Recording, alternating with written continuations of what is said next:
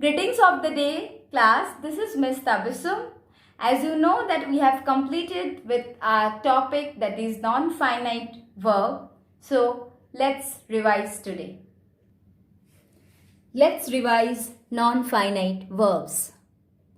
Non-finite verbs are of three types: infinitives, participles and gerunds. The structure of infinitive is to plus verb, participles verb plus ed, d, t, n or ing, and in gerunds the structure is verb plus ing. Infinitives and gerunds can function as nouns in a sentence. Participles function as adjectives in a sentence. Infinitives. Let's see the definition. An infinitive is a non-finite verb in its base form and is usually preceded by the word to. Examples: I wish to see her. To see is here infinitive. The match is about to start. To start is an example of infinitive. They want to visit the lotus temple. To visit is an example of infinitive with to. When an infinitive is used without to, it is called a bare infinitive. We generally use the infinitive without to after these verbs: bid, let, make, see, hear, watch, need and dare. So let's see some examples. I bade him go. See, bed is the past tense of bid. I heard him sing a song in the concert. The verb is, we have used sing, that is without to. Infinitive we have used, and here the verb is heard, which is the past tense of hear. Let him sit there. So with let also we do not use to infinitive. So remember these verbs. Uses of bare infinitive. As the main verb after modal auxiliaries. Modal auxiliaries such as can, could, may, might, must, should.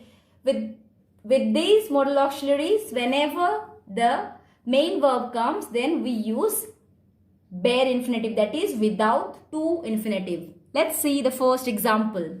My brother can speak both English and French. Here, can is the modal auxiliary, speak is the main verb. And thus we have not used to infinitive. You must obey the traffic rules. Must is modal auxiliary and here obey is the main verb and it is a bare infinitive. With verbs such as let, need, make and bid. Whenever these verbs will be there, then we will use bare infinitive. You need not call me again. See, we have used need. With verbs like hear, see, watch, know and feel. So with these verbs we use bare infinitive. We saw the burglar climb over the wall. Not we saw the burglar to climb over the wall. Because we have used the verb that is saw, which is the past tense of see. I heard them say that he will be here soon.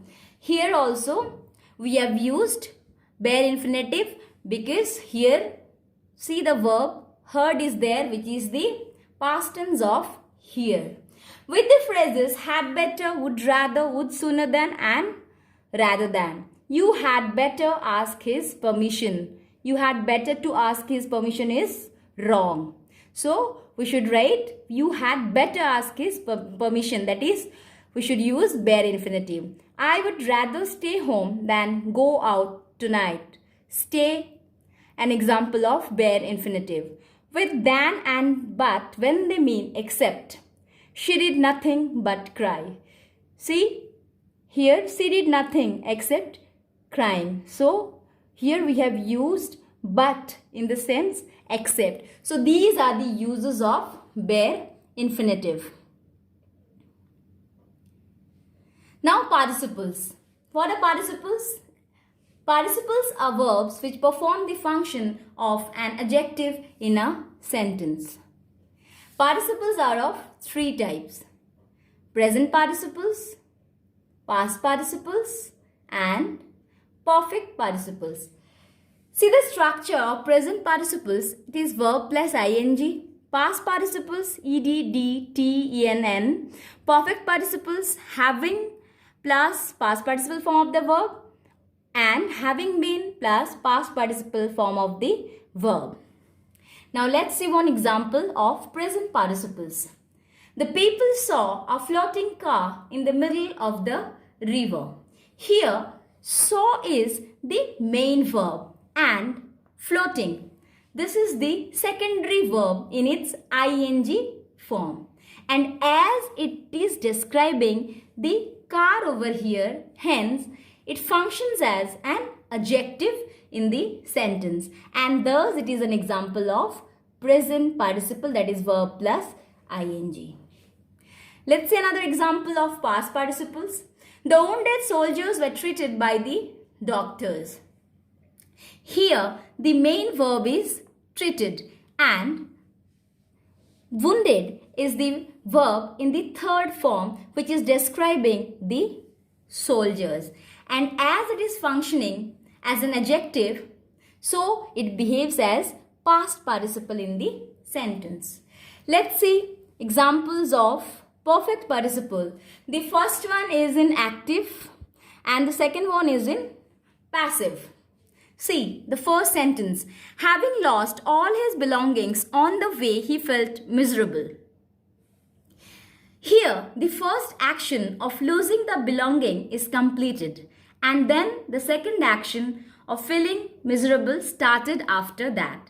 And so, having lost is perfect participle here. In the second sentence, you see, having been taught by Mr. Rao, we have understood the chapter on integers very well.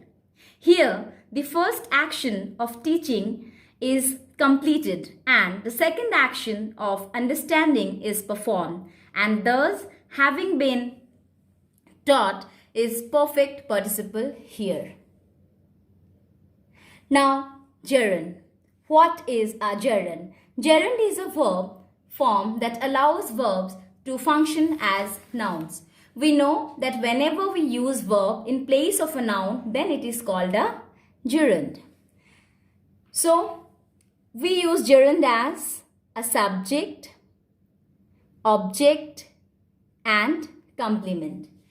See, walking is a good exercise. Here, walking is the subject of the sentence. We know that subject can either be a noun or a pronoun. But walking, if we see, it is a verb, right? But here in this sentence, it is behaving as a noun because it is the subject of the sentence. So whenever we use verb in place of a noun, then it is called a gerund. And thus, walking is a gerund here. In the second sentence, he enjoys walking. Walking is a gerund which acts as an object in the sentence.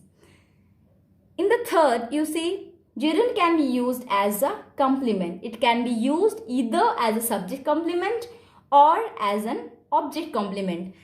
My hobby is exploring new places. Here, exploring is an example of subject complement. Exploring is a gerund here as it is used as a complement to the verb is, which is a to be form. This is how gerund is used as a complement to the verb. The present participle and the gerund both have the ing form. You know that a present participle, it functions as an adjective, whereas gerund functions as a noun. However, the participle functions as an adjective while gerund functions as a noun.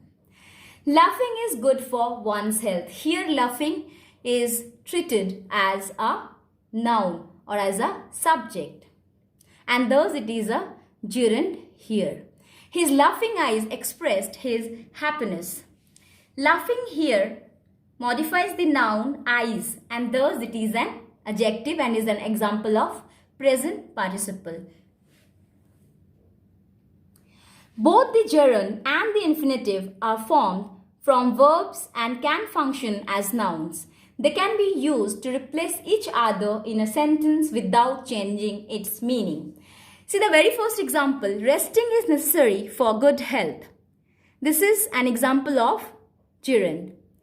In this next, you see I have changed resting into the infinitive.